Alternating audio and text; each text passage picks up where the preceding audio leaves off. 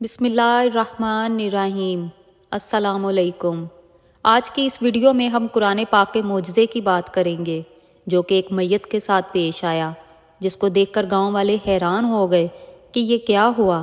بے شک قرآن اللہ کی کتاب ہے اور قرآن میں ہر سوال کا جواب موجود ہے۔ اگر آپ بھی اس بات کو مانتے ہیں تو ویڈیو کو لائک کریں اور کمنٹس میں اللہ اکبر لکھ دیں۔ ایک دفعہ کسی گاؤں میں ایک مسلمان آدمی کا انتقال ہو گیا، اور جب کبھی ایسا ہو کہ کسی کا انتقال ہو جائے اور حالات ایسے ہو جائیں کہ اس کا نہ کوئی آگے ہو نہ کوئی پیچھے ہو نہ کوئی گھر میں ہو، تو ایسے موقع پر گاؤں والے یا ارد گرد کے لوگ مل کر یہ ذمہ داری اٹھا لیتے ہیں کہ اس دنیا کو چھوڑ کے جانے والے کو ہم غسل دیں گے۔ اس آدمی کے انتقال پہ گاؤں والوں نے اس کو دفنانے کا ذمہ لیا۔ پھر لوگ انتظام کرنے لگے، جنازے کی تیاری ہونے لگی، جنازے کا اعلان ہوا۔ آخر کار محلے والے اور گاؤں والے میت کو لے کے قبرستان پہنچے۔ قبرستان پہنچ کر اس شخص کی نماز جنازہ ادا کی گئی۔ نماز جنازہ کے بعد اس کی قبر کی کھدائی کا آغاز ہوا۔ قبر کی کھدائی سے متعلق ایک بات ہم سب جانتے ہیں کہ بعض دفعہ کچھ قبریں اتنی پرانی ہو جاتی ہیں کہ ان کا نام و نشان تک مٹ جاتا ہے۔ اس مسلمان کی قبر بھی ایک ایسی جگہ کھودی جا رہی تھی جس کے برابر میں ایک پرانی قبر تھی۔ جب اس آدمی کی قبر کھودی گئی تو ساتھ والی قبر پرانی ہونے کی وجہ سے نیچے بیٹھ گئی، جس کی وجہ سے قبر کے مردے کے پاؤں نظر آنے لگے۔ لوگ قبر کی کھدائی کر رہے تھے۔ جب انہوں نے وہ پرانی قبر کو دیکھا تو وہ خوش ہو گئے اور مسکرانے لگے۔ لوگوں نے دیکھا کہ اس قبر کے اندر گلاب کے پھول کھل رہے ہیں۔ اسے دیکھ کر لوگ حیران ہو گئے، کیونکہ آج سے پہلے بہت ساری قبریں دیکھی جس کے اوپر درخت اگاتے ہیں اور پھول بھی لگے ہوتے ہیں۔ بہت سی قبروں کے اوپر بڑے بڑے پیڑ پودے ہوتے ہیں جس کے سائے میں قبریں ہوتی ہیں، لیکن قبر کے اندر کبھی پھول لگے ہوئے نہیں دیکھے۔ اس منظر کو دیکھنے کے بعد لوگ فیصلہ کرتے ہیں کہ آدھی قبر تو کھل چکی ہے، کیوں نہ اس کی اچھی طرح سے دوبارہ تعمیر کر دی جائے۔ لوگوں نے قبر کو اچھی طرح دیکھا تو ان کو پتہ چلا کہ قبر تو بہت پرانی ہے، لیکن اس مردے کا جسم ابھی تک صحیح سلامت ہے اور اس کا کفن ذرا برابر بھی میلا نہیں ہوا تھا۔ سبحان اللہ، ویسے کا ویسا سفید تھا اور قبر سے اتنی زیادہ خوشبو آ رہی تھی جو ہر کسی کو مدہوش کر رہی تھی۔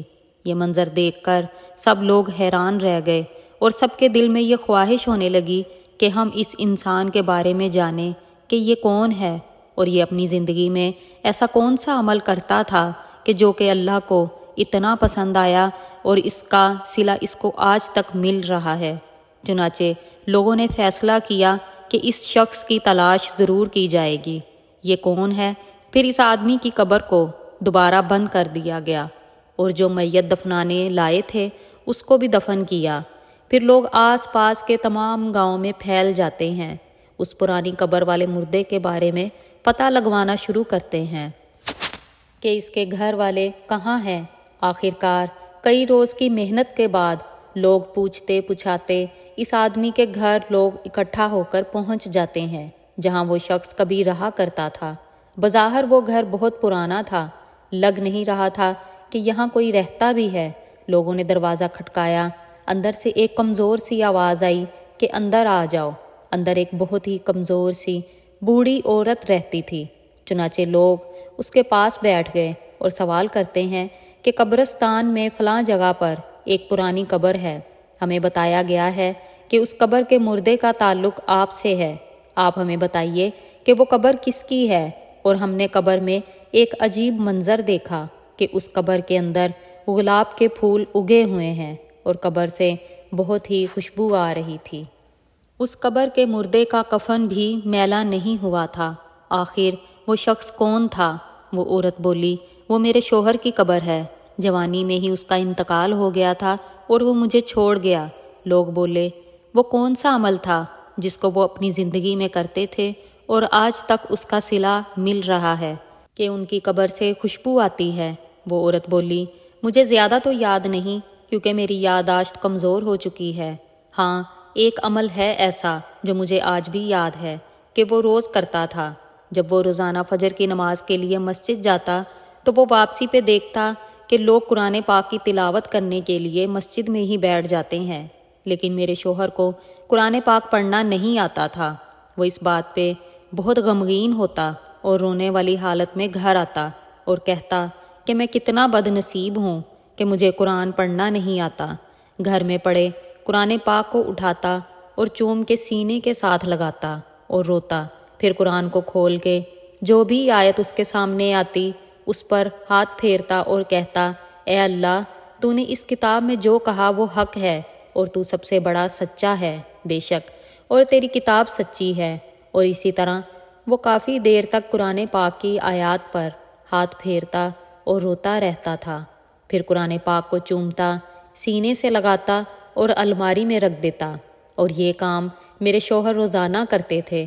مجھے لگتا ہے یہی وہ عمل ہے جس کی وجہ سے اس کی قبر مہک رہی ہے۔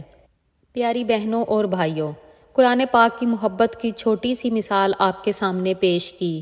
قرآن پاک پڑھنا ہر مسلمان پر فرض ہے، اس لیے اپنے بچوں کو قرآن پاک پڑھائیے اور خود بھی پڑھیے، اور کوشش کریں کہ ترجمے کے ساتھ پڑھیں تاکہ ہمیں پتہ چلے کہ ہمارا اللہ ہم سے کیا بات کر رہا ہے۔ یہ سچی کتاب ہے اور حق ہے۔ ویڈیو پسند آئے تو لائک کر کے شیئر کر دیں۔ اللہ حافظ۔